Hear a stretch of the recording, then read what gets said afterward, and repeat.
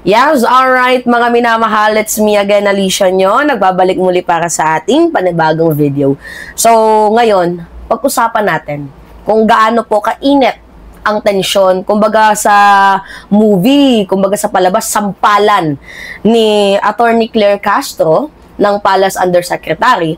At ito nga pong si Congressman Pulong Duterte. Kasi mga minamahal, just to be honest with you, hindi di porket pinagtatanggol natin ang sarili nating bayan ay nagpo-provoke na tayo ng gera. Di ba lagi ko nga yan sa inyong sinasabi noon na tinakot tayo ng administrasyon ni former President Duterte. Tulad noon, sige maglagay ka ng barkong pagpandigma dyan sa West Philippine Sea, gigerahin tayo. Pero eventually, nung naglagay ng barkong pandigma si PBBM, 'di ba? Way back 2022 or 2023, 'di ba? Naglagay ng barkong pandigma si President Bongbong Marcos diyan sa West Philippine Sea, hindi naman tayo ginera, 'di ba? So, talagang tinakot lang tayo ng administrasyon ni former President Duterte. At ito pa yung mas nakakalungkot, pinagmukha niya tayong napakahina sa mata ng Pilipino at sa mata ng buong mundo. So ngayon, pag-usapan natin to. Kasi nag-ugat ang lahat ng ito dito nga po sa pahayag ni Browner.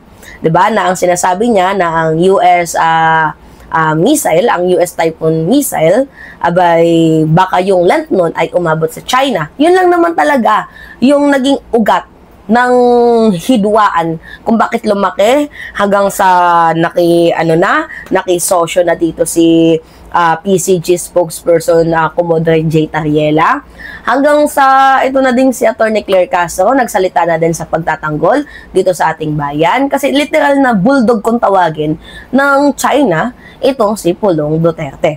Alright, sige. Ito lang yung pag-usapan natin, yung point ni Attorney Claire Castro at yung point ni Pulong Duterte. So, basahin natin mga minamahal ito kasi meron akong copy. Naiwan ko yung laptop ko. Oo, kaya sige, vlog lang muna tayo ngayon. So, sabi dito, siguro natatandaan niya ito. Sila ba ang mga anak? Sila ba ang kokontra sa kanilang ama?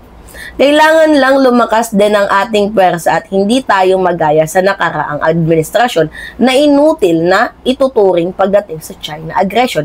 Inamin yan ni former President Duterte. Sabi nga ni Duterte, he is inutil, cannot do anything against China aggression.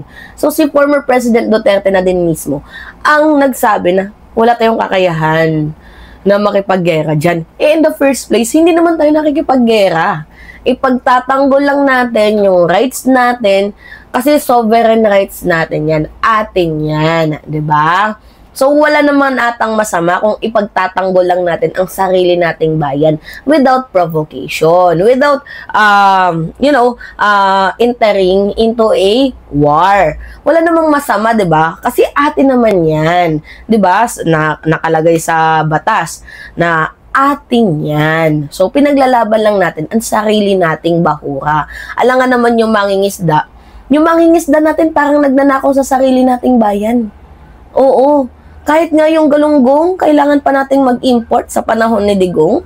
Bakit? Kasi yung sarili nating mangingisda, abay pinabayaan ni former President Duterte. At limited lamang po yung mga balitang naririnig natin when it comes to West Philippine Sea. 'Di ba?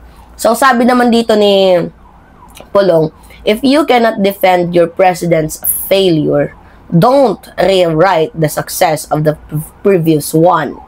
The Duterte administration faced challenges head-on. And most of all, it delivered. Next time you want to bring up the West Philippine Sea, start with the excuses truth. We built strength. You built excuses. Strength nga ba ang binilt ng Duterte administration? Ano ba yung strength? Yung loan ninyo na hindi mabayad-bayaran ng mamamayang Pilipino up to this moment dahil kayo ang nakinabang di umano. 'Di ba, mga minamahal? So ngayon, okay. Pag-usapan natin yung panahon ng katahimikan. Kasi balikan natin yung panahon ni Digong, lahat ng excuses ginamit ni former President Duterte para hindi lamang magkaroon ng aksyon tungkol nga po dito sa ginagawang aggression ng China. In fact, Diba? Sabi ko nga sa inyo, siya mismo ang nagsabi na, I am inutil.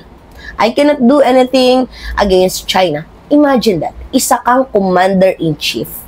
Hindi pa nga nagkakaroon ng gera, sumuko ka na. Diba? Kung hindi ka ba naman abnormal? Hindi natin sinasabing gusto natin ng gera. Pero hindi din natin pwedeng pabayaan na babuyin tayo sa sarili nating bahura. Nagigets ninyo mga minamahal. Tapos ngayon, yung anak ni former President Duterte na si Pulong, nag-aaral ng revision history. Sabi pa nga niya, we built strength daw. You built excuses, sabi niya kay Atty. Claire Castro. Pero tanungin natin, ano bang strength ang binilt ninyo? Yung frigate na pinagkakitaan pa nila ni Bongo? Na hanggang ngayon, actually, yan yung inaasikaso ni Trillanes, di ba? Yung 15 billion frigate issue. 'Di ba? Na actually kasama 'yan sa ikinaso, I think, ni former Senator Antonio Trillanes. Yan ba yung binilt niyo, yung dalawang frigate na 15 billion na pinagkakitaan ninyo? Yan ba yung modernization ninyo? Actually, walang pinagbago, walang improvement sa modernization ng bansang Pilipinas. Ganito kasi yung logic, mga minamahal. Kunyari, sige, sabihin na lang natin, malakas ang kalaban. Kunyari sa chess, malakas ang kalaban. Tapos ako, alam ko naman na wala akong kakayahan na mapanalo ko. Kasi malakas nga. Pero hindi ibig sabihin na malakas siya. Hindi na ako maghahanda. Hindi na ako magpa-practice. Di ba nagigets ninyo, mga minamahal? Kasi aminin natin na malakas ang China.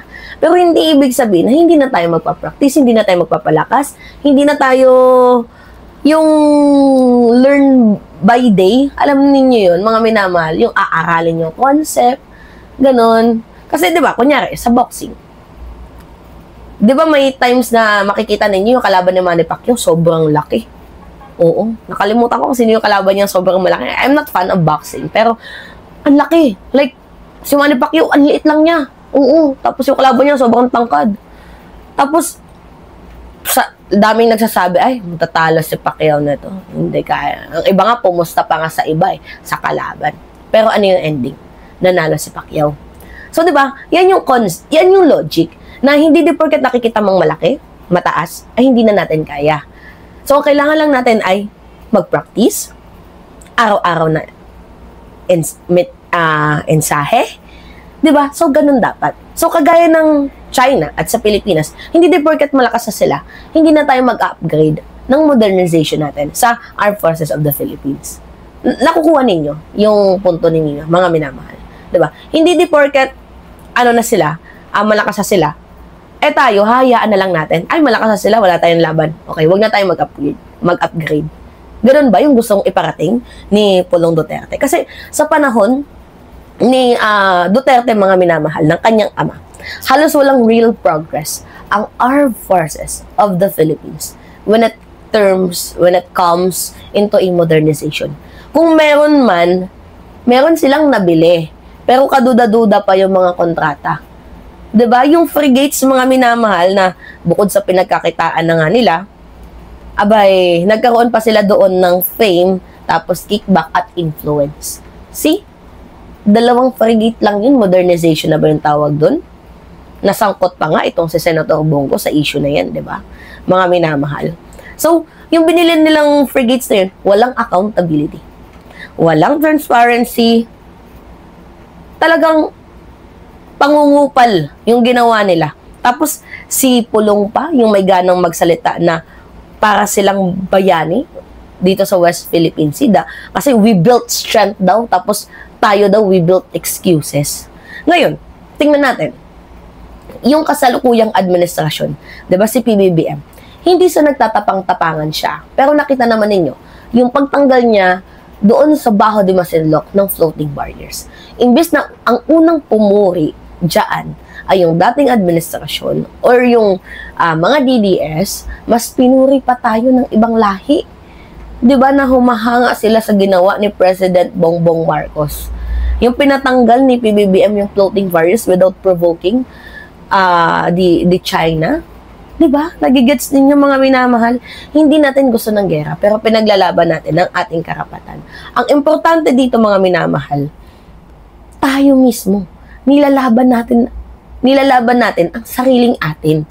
Yung atin lang yung pakialam natin sa kanila. Atin lang ang ipaglaban natin. Dangal natin yung katahimikan natin. Yan lang yung ipaglaban natin. Wala namang ata masama doon, di ba? So, bakit parang natitriggered itong si Pulong Duterte? Tapos sasabihin niya na ang lakas daw ng defend ng kanyang ama, 'di ba? Tungkol dito sa interes ng bansang Pilipinas. Saan banda? 'Di ba? Or I think you are afraid to Beijing. Bakit? Bakit kayo takot sa Beijing? Kasi yung tinutukoy yung strength is yung loan. Yun ba yun? Na binabayaran ng mamamayang Pilipino up to this moment? Kung meron kang yagballs, iparamdam mo, ipaglaban mo ang bansang Pilipinas. Hindi ka dapat natatakot dito sa China, sa ginagawang pambubuli ng China. Ang tunay na matapang tumitindig sa taong bayan. Hindi nagja-justify ng kanyang kabiguan. At the end of the day, mga minamahal, Attorney Claire Castro's statement, hit where it hurts. Sa pula. Bang-bang. Sampal sa muka. Ni Pulong Duterte.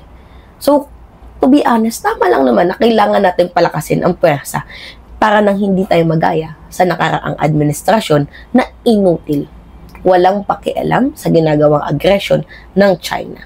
So, yung statement ni Atty. Claire Castro, dire-diretso, walang paligoy-ligoy. I think that was a sampal. Really hard sampal dito kay Pulong Duterte. Ang mensahe, hindi lamang to para kay Pulong. Mensahe to para sa lahat ng mamamayang Pilipino na wala tayong dapat katakutan kung pinaglalaban lamang natin ang sarili nating bayan. Diba? Nagigets din yung mga minamahal. So, ang pagtindig sa karapatan sa Pilipinas ay hindi provocation. Yan po ay karapatan at sovereign rights natin yan. May karapatan tayo dyan. At kung ang ibang opisyal nga, mga minamahal, ay takot na magsalita dahil nababash, I'm so very really proud dito kay Atty. Claire Castro na lumalaban, tumitindig, at walang pakialam sa kung sino man. So, yeah, kayo, mga minamahal, alright, ano yung masasabi ninyo sa content natin ngayon? So, pahingin lang ako ng comments, likes, and share, and also, don't forget to click the subscribe and always hit mga minamahal notification bell para lagi kayong na-update sa mga video na ina-upload natin. Maraming salamat at ingat, mga kababayan. At sa mga Team Replay, maraming salamat din sa walang sawang pagsuporta. Please do the like and share para matulungan nyo ang ating mga kababayan na mas spread itong boses ng ating Presidential Communication Officer Undersecretary Claire Castro. Yun lamang po at ingat, mga kababayan.